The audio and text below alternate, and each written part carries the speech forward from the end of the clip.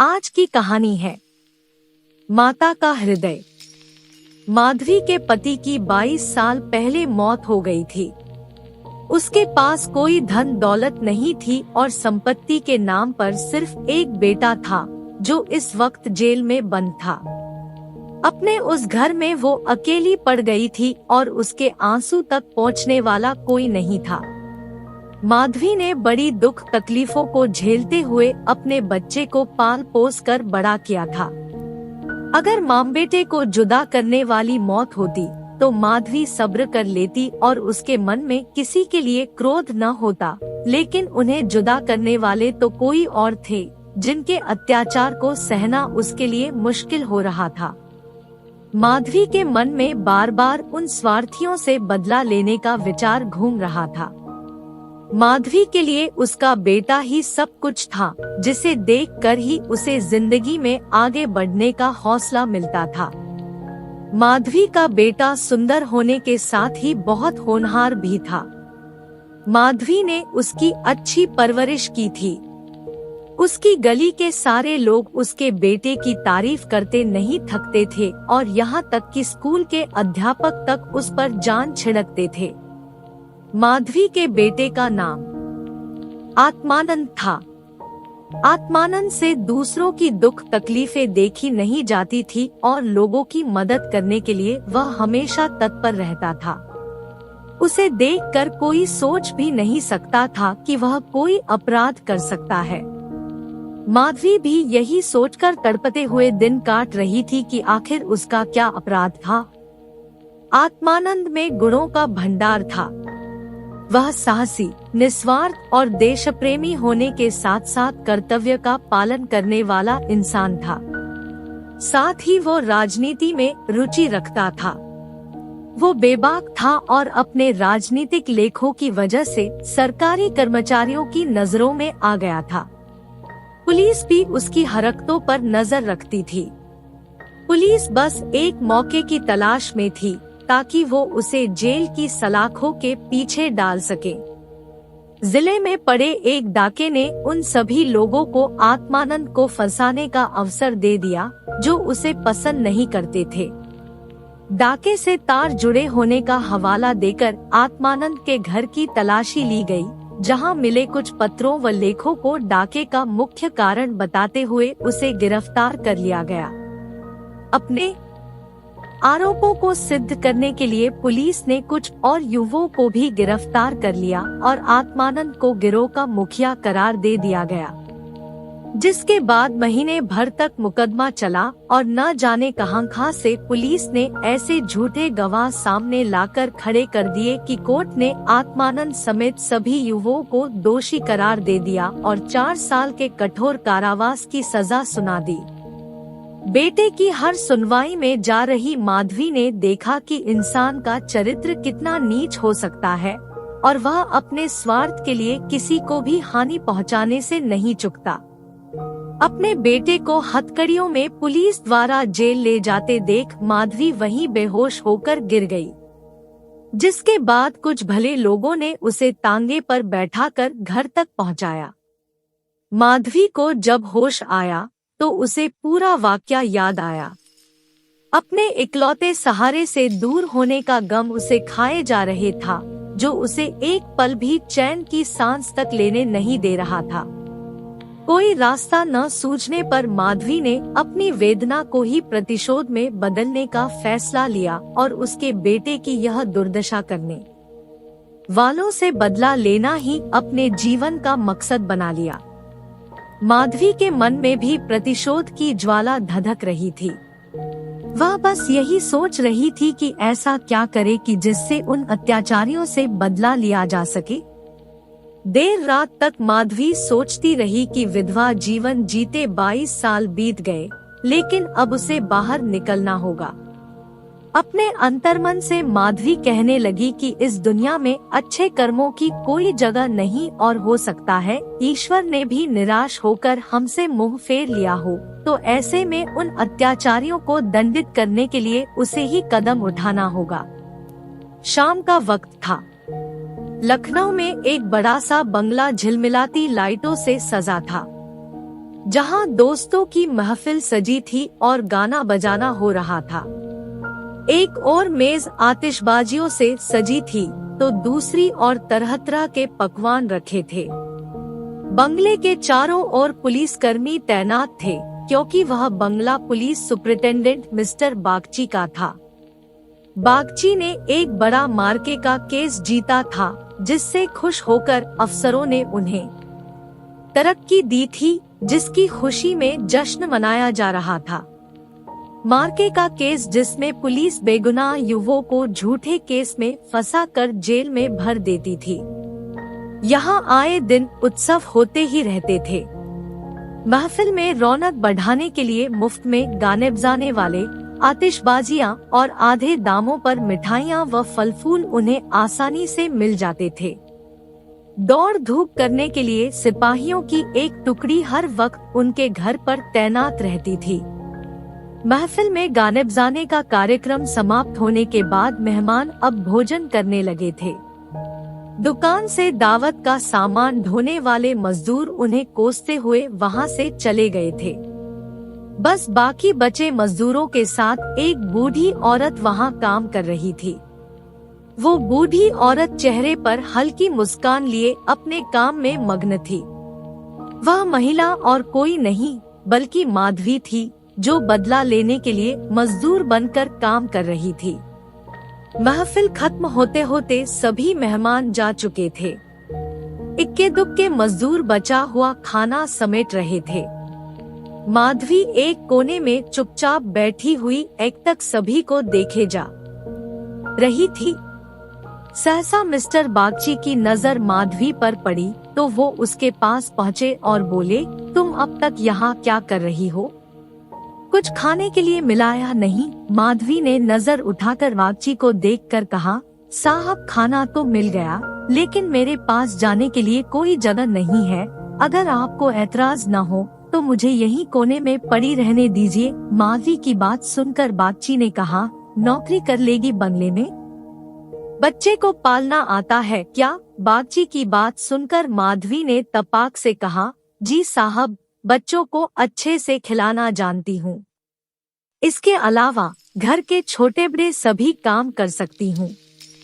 बस मुझे एक मौका दे दीजिए। माधवी की ओर ध्यान से देखते हुए बागची ने कहा, ठीक है, तुम आज से ही काम शुरू कर दो। माधवी को बागची के बंगले में काम करते हुए 1 महीने से अधिक हो गया था।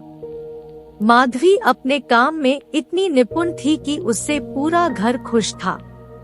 बागची की पत्नी का स्वभाव चिड़चिड़ा था और वह आलस व अपनी खराब सेहत के चलते दिन भर बिस्तर पर या सोफे पर पड़ी रहती और नौकरों पर चिल्लाती रहती।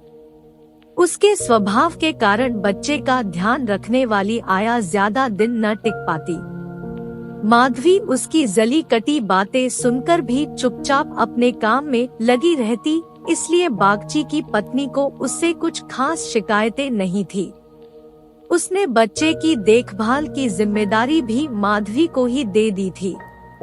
बागची और उनकी पत्नी को इससे पहले भी कई बच्चे हो चुके थे, लेकिन अज्ञात कारणों से उनका एक भी बच्चा कुछ महीनों या फिर साल भर से ज्यादा जीवित नहीं बच पाता था। इसलिए इस बच्चे पर दोनों माँ बाप की जैसे जान बसती थी। पढ़े लिखे होने के बावजूद दोनों अपने बच्चे की सुरक्षा के लिए टोना-टोटका व जंतर मंतर अपनाने से भी परहेज न करते थे। बच्चा माधवी के पास ही ज्यादा समय बिताता, इस वजह से वो माधवी से काफी ज्यादा घुल मिल गया था। अगर माधवी कुछ देर के लिए भी उसकी नजरों से दूर हो जाती तो बच्चा जोर जोर से रोने लगता। बच्चा माधवी को ही अपनी माँ समझता और वह साथ खेलती तो ही खेलता, वह दूध पिलाती तो पीता और वह सुलाती तो ही उसे नींद आती। अपने पिता को तो बच्चा जैसे कोई अजनबी समझता और माँ उस पर ध्यान नहीं देती थी। माधवी को लगा था कि बड़े घर में काम करने से तनख्वाह अच्छी खासी मिल जाएगी, जिससे महीने का खर्च पूरा हो जाएगा, लेकिन यहाँ तो नौकरों से हर एक पैसे का हिसाब लिया जाता। एक दिन बच्चे को गोद में उठाए माधवी ने मालकिन से कहा कि बच्चे के लिए कोई खिलौना गाड़ी मंगवा देती तो अच्छा होता। माधवी की बात सुनकर मिसेज बागची ने कुंठित स्वर में कहा, कहाँ से मंगवाऊं इसके लिए खिलौना गाड़ी? हाथ में रुपए भी तो होने चाहिए। इसका खिलौना 10 से 20 रुपए में आएगा और इतने रुपए कहाँ हैं हमारे पास? माधवी ने मिसेज बागची और गौर से देखते हुए कहा, मालकिन खिलौना ही तो है। माधवी की बात सुनकर मिसेज बागची ने कहा, अब तुमसे क्या छुपाना। दरअसल तुम्हारे मालिक की पहली पत्नी से 5 बेटियां हैं जो इलाहाबाद के एक स्कूल में पढ़ रही है। 5 कुंवारी है और उनकी पढ़ाई लिखाई और दूसरे खर्चों में इनका आधा वेतन चला जाता है। ऊपर से लड़कियों की शादी करवाने के लिए कम से कम 25,000 रुपए लगेंगे। अब कहाँ से लाएं इतने पैसे? मिसेज बागची की बातें सुनकर माधवी बोल पड़ी, मालिक को घूस भी तो मिलती होगी ना। माधवी यह कहकर चुप हो गई। मिसेज बागची ने गहरी सांस भरते हुए कहा, ऐसी कमाई में बिल्कुल बरकत नहीं होती। काली कमाई का पैसा एक हाथ आता है तो दूसरे हाथ चला जाता है। जैसे जैसे दिन बीतते जा रहे थे, माधवी के मन में उस बच्चे के लिए स्नेह और भी बढ़ता जा रहा था। कभी कभी बदला लेने की बात याद आती तो वह क्रोध से भर जाती और फिर बच्चे को देखकर शांत हो जाती। वहाँ रहते हुए माधवी मिस्टर बागची के परिवार की स्थिति से वाकिफ हो गई थी। कई बार तो वह अपना दर्द भूलकर उनके परिवार के लिए चिंतित हो जाती और उसका मन दया से भर जाता। माधवी सोचती रहती, मालिक आखिर 5 बेटियों की शादी कैसे कराएंगे? ऊपर से पत्नी बीमार रहती है और बच्चा छोटा है। जरूर उनके परिवार पर अभिशाप है, वरना इतना सब होने के बावजूद कौन दुखी रहता है। कमजोर बच्चों के लिए बरसात तो बीमारियां लेकर आती है। बरसात में उन्हें अक्सर खांसी, जुकाम और बुखार घेर लेता है। ऐसी ही बरसात में माधवी एक दिन किसी काम से अपने घर चली गई। पीछे से बच्चे ने रो रो कर पूरा घर सिर पर उठा लिया। कुछ देर गोद में उठाने के बाद मिसेज बागची ने एक नौकर को उसे टहलाने के लिए सौंप दिया। कुछ देर आंगन में घुमाने के बाद नौकर ने बच्चे को हरी घास पर बैठा दिया। बारिश के पानी से जमीन गीली थी और बच्चा ऐसे ही कई घंटों तक पानी में खेलता रहा। वह नौकर दूसरे नौकरों के साथ गप्पे हाँकने में मस्त हो गया। काफी देर बाद जब नौकर को ध्यान आया तो वह बच्चे को फटाफट भीतर ले गया और उसके कपड़े बदलवाए। शाम होते ही जुकाम से बच्चे की नाक बहने लगी और खांसी से गले से आवाज आने लगी।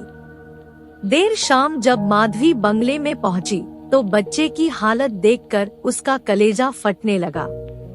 वह बच्चे को लेकर तुरंत मालकिन के पास पहुंची और कहा, देखो जरा बच्चे का क्या हाल हो गया है, कहीं इसे सर्दी तो नहीं लग गई। बच्चे की हालत देखकर मालकिन भी हकी बकी रह गई, क्योंकि वह ऐसा मंजर पहले भी देख चुकी थी। मिसेज बागची ने तुरंत नौकरों से अलाव जलाने को कहा। मिसेज बागची और माधवी दोनों पूरी रात बच्चे को ठीक करने में जुटे रहीं। दोनों की आंखों से नींद जैसे कोसों दूर थी। ऐसे में सवेरा कब हो गया दोनों को पता भी न चला।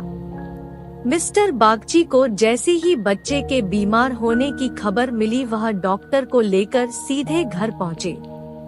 3 दिन में बच्चे की हालत में सुधार आने लगा, लेकिन वह काफी कमजोर हो गया था।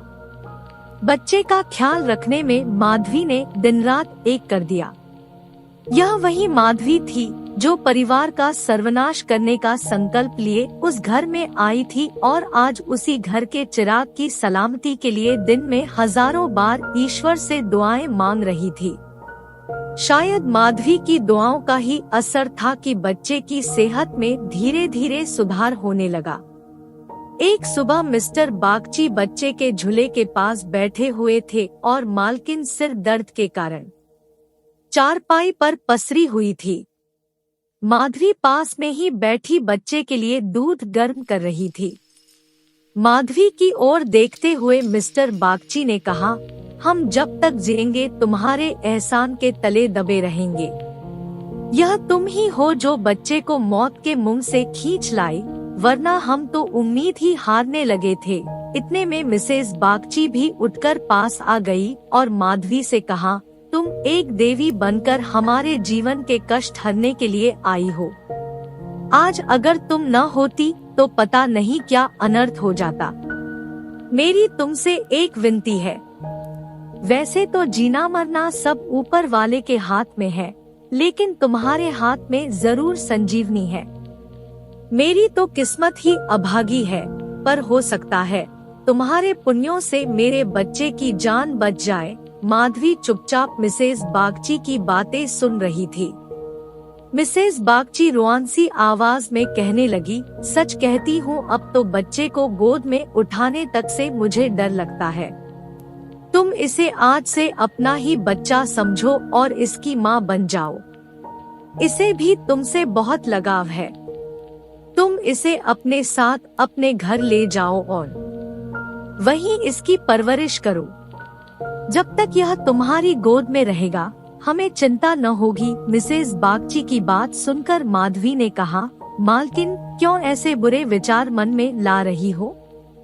बच्चे की हालत में सुधार हो रहा है और देखना भगवान की इच्छा से सब कुशल मंगल होगा। इतने में मिस्टर बागची बोल पड़े, नहीं बूढ़ी माँ, मेरा दिमाग भले ही इन बातों को ढकोसला करार देता हो, लेकिन मन का एक कोना इस पर विश्वास करना चाहता है।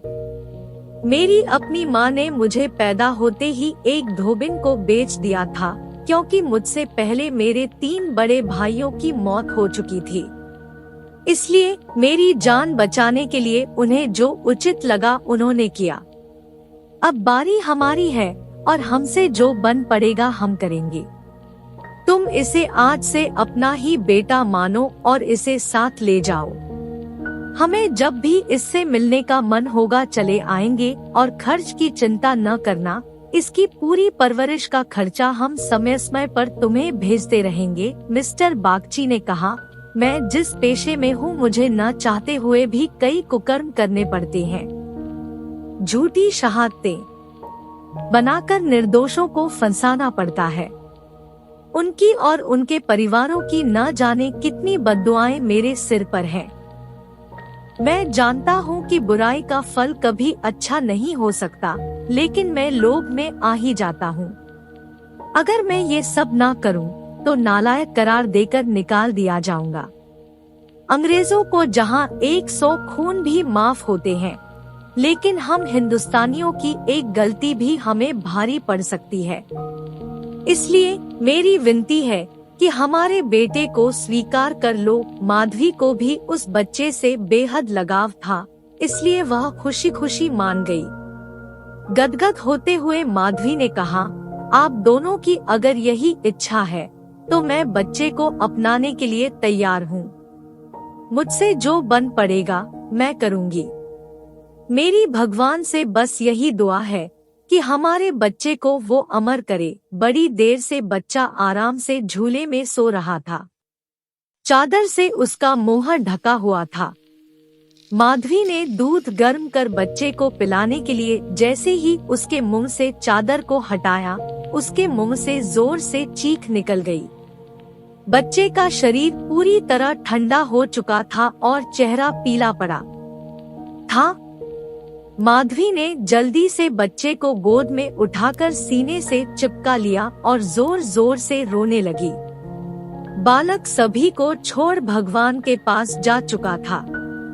दिन भर पूरे घर में मातम पसरा रहा और रोने की चीख पुकारों से जैसे पूरा घर कौंध गया हो।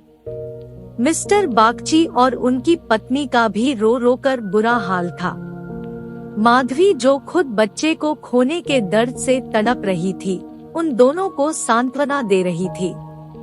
माधवी उनसे कह रही थी, अगर उसके बस में होता तो अपने प्राण देकर भी बालक को बचा लेती, लेकिन ऐसा संभव नहीं है। माधवी जो अपना बदला लेने आई थी, ममता के बंधन में बंध स्वयं दुख लेकर जा रही है। सच कहते हैं कि माँ का दिल दया का सागर होता है। माँ वह देवी है जिसकी निर्मलता को कोई भी मैला नहीं कर सकता। कहानी से सीख, माँ की ममता का पूरी दुनिया में कोई मोल नहीं। माँ अपने बच्चों की तड़प नहीं देख सकती और बच्चे की ममता के आगे वह अपना सारा क्रोध भूल जाती है। वहीं यह कहानी यह सीख भी देती है कि इंसान को कभी लालच नहीं करना चाहिए और न ही किसी को दुख देना चाहिए। Thank you for watching. Please like, subscribe and share.